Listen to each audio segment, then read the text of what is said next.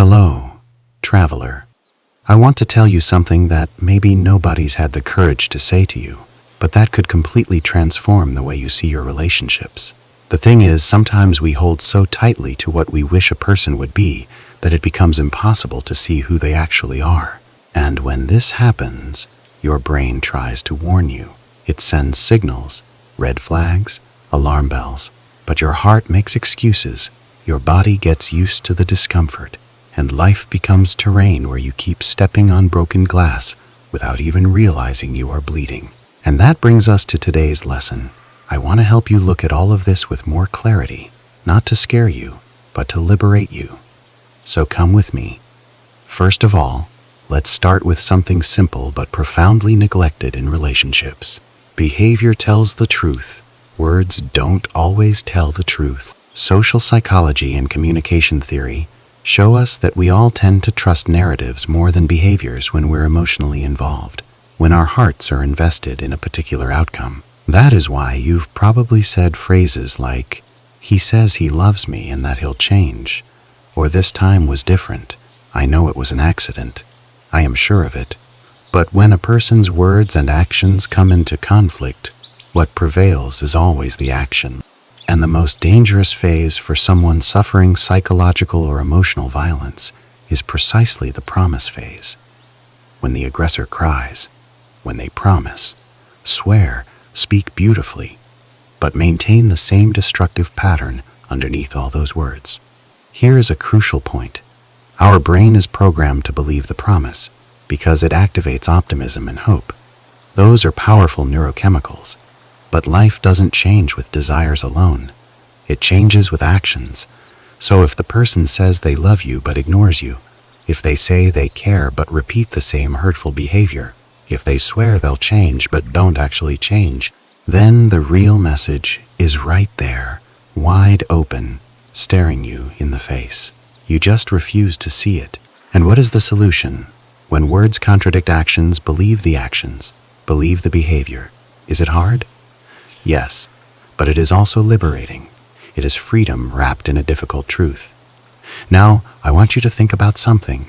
Every healthy relationship functions like a rocket, propelling both people upward, helping them rise, supporting their growth and expansion. And every toxic relationship functions like an ankle monitor, restricting your movement, limiting your potential, keeping you confined to a small, suffocating space. People who chain you to a tight perimeter, who diminish you, who mock your plans, who criticize your dreams, who make you feel insufficient, who drain your energy like vampires. They're like a chain that restricts your field of action, your range of possibilities. These relationships are destructive because developmental psychology is clear on this. Human beings flourish in environments where they receive reinforcement, encouragement, and validation. So people who make you feel insecure, timid, guilty, or incapable, they directly harm your emotional functioning. They make you smaller than you were before you knew them. They shrink your world instead of expanding it. Meanwhile, the presence of a partner who supports you, encourages you, validates your feelings and dreams. That is one of the greatest predictors of emotional satisfaction and personal growth. And here is the truth many people don't want to face. Whoever loves you doesn't drown you. Whoever loves you elevates you. Whoever truly loves you wants to be a rocket in your life, wants to see you soar. Because a healthy relationship is partnership. It is mutual stimulation. It is expansion for both people involved. If someone ties you to a corner, keeps you small, limits your horizons, that person is stealing your future. Open your eyes wide to this reality. Third point, there is an extremely romanticized idea that hurts a lot of people. The idea that if there is love, everything works out. Everything just magically falls into place. But the truth is that it doesn't work out. And you know why? Because love without friendship is just attachment that turns into dependency, into chains. You can't see but can definitely feel. Research on lasting relationships, like the work of John Gottman, who is one of the foremost researchers in this area, shows something very interesting, something that challenges our romantic notions. What maintains a relationship isn't passion. It is not attachment or intensity. It is friendship. That is right, friendship. And this means active listening, genuine respect, real interest in the other person's inner world. It means being good company on good days and being a safe harbor on bad days. So if the person you love isn't capable of being your friend, of truly listening to you, of validating your feelings, of standing by your side when you need them, this is a sign that there is no very solid foundation for love. The romance might exist. The chemistry might be there, but it will crumble like a house built on sand. That is why so many relationships end suddenly, seemingly out of nowhere. They end because they never had friendship as their foundation. There was passion, there was attraction, but there was never that fundamental friendship that makes love sustainable. This part now is delicate, but it is extremely important. The thing is, human beings adapt, even to what harms them, even to what slowly destroys them. And this explains why so many people continue carrying an emotionally broken foot. They keep limping, feeling pain, but walking as if everything were normal, as if this is just how life is. Neuroscience tells us that the brain is a habit machine. It normalizes what repeats. And when you live for a long time beside someone who hurts you, your brain starts convincing you that this pain is just part of life, just how relationships are, just what you have to accept. But it is not. It is absolutely not. Many people remain in destructive relationships because they believe it hurts less to stay than to leave. And in the short term, this even seems true, because ending things hurts, facing loneliness scares us, and reorganizing your life takes work, takes energy, takes courage. But it is precisely this discomfort, this temporary pain of leaving, that will heal you.